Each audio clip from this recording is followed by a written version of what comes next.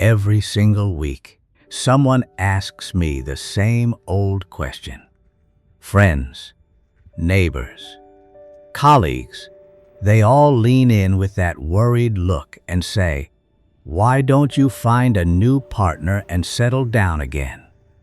Well, today I'm finally going to give you the honest answer.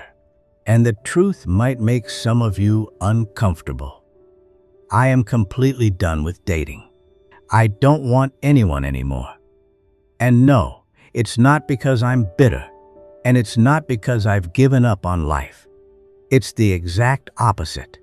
Right now, at 58, I am the happiest, most peaceful, and most profoundly free I have ever been in my entire life.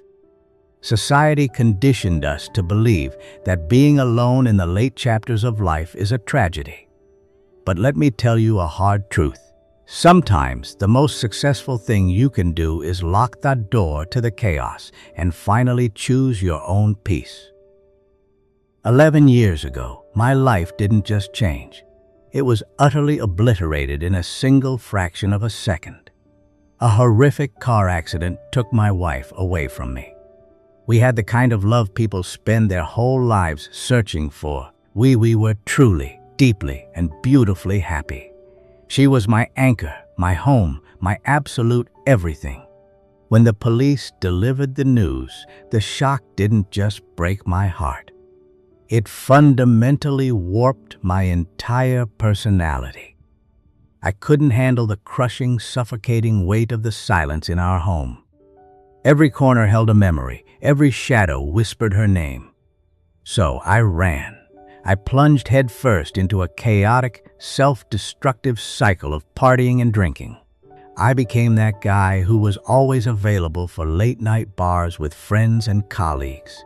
I was a ghost chasing noise, laughing too loudly at jokes I didn't care about, pouring alcohol down my throat just to numb the pain. I was desperately trying to drown a grief that refused to sink, completely unaware that I was destroying the man my wife had loved. 5 years into that darkness, when the dust of the initial grief had somewhat settled into a dull, constant ache, I met another woman. She was 3 years younger than me, incredibly kind, and carried a gentle patience that I severely lacked. After a year of dating, we decided to get married. I genuinely thought this was my second chapter. I told myself, finally, a fresh start to rebuild a broken life. But I had to learn a brutal lesson the hard way.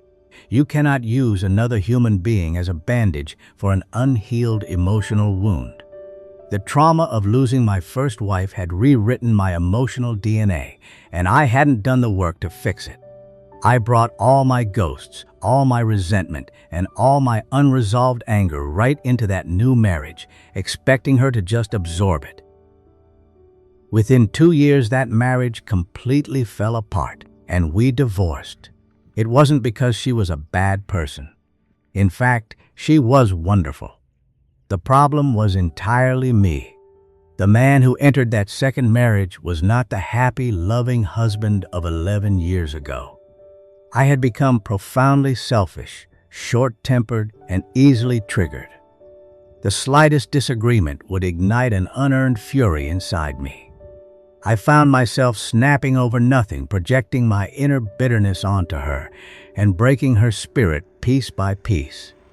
I watched the light slowly drain from her eyes, and one night, looking in the mirror, I had to face the ugly truth. I was hurting a good woman, simply because I was too weak to fight my own demons. She didn't deserve to pay for a debt she never owed. She wasn't the one who took my first wife, so why was I punishing her for it? Our divorce was an act of mercy, not malice. I deeply and sincerely wish her all the happiness in the world today, a happiness I was too broken to ever provide. After the papers were signed, I made a definitive choice. I stopped running. I walked away from the noise, the bars, and the dating apps entirely. I realized that if I couldn't be a safe harbor for someone else, I needed to learn how to anchor myself first. I bought a dog, a cat, and a small flock of chickens. I picked up a shovel and started digging into the earth, planting flowers and establishing a quiet, slow, predictable routine. And that is when the real transformation happened. In the daily rhythm of feeding my animals, in the wordless loyalty of my dog, and in watching the petals slowly open under the morning sun, the anger inside me began to dissolve. I didn't find another woman, but for the first time in over a decade, I found something far more profound. I found my peace, I found my freedom, and most importantly, I found the man I used to be. Here is the cold, hard truth that nobody in our generation wants to admit. Finding love after 50 isn't a fairy tale. It's a high-stakes negotiation of old baggage.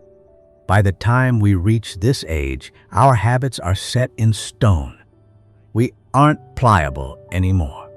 When you force two old trees with deeply twisted roots into the same small pot, someone's roots are going to get crushed. Relationships at this stage demand a heavy toll.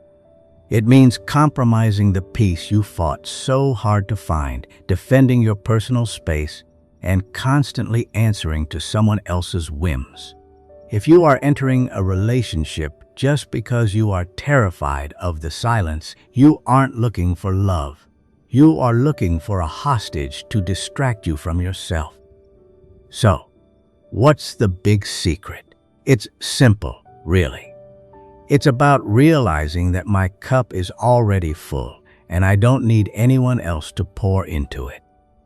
When I sit out here in the mornings, watching my dog chase the morning shadows, listening to the chickens, and checking on the flowers I planted with my own two hands, it hits me. True peace isn't something you catch from another person. It's something you build within your own four walls. I had to learn how to be a good roommate to myself first. I had to learn to look in the mirror and actually like the guy looking back at me without needing a woman's validation to feel whole. My dog doesn't hold a grudge over my bad days. My cat doesn't care about my past mistakes. And my garden doesn't demand a piece of my soul just to bloom. I've carved out my own little piece of heaven right here. For the first time in over a decade, when I look at the empty space around me, I don't see a void anymore. I don't see loneliness.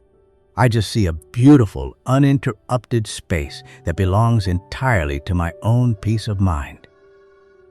If you're sitting out there today feeling a bit out of place just because you prefer the quiet of your own company over the chaos of a forced relationship, let me tell you something. You aren't broken. You're just reclaiming your sovereignty.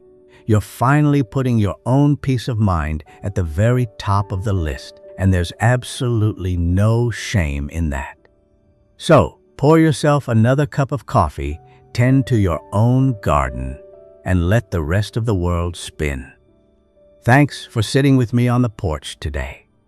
If any of this hit home, or if you found your own peace in the quiet chapters of life, drop a comment below. I'd love to hear your story. Until next time, keep your porch warm, your mind clear, and your soul free. Happy trails.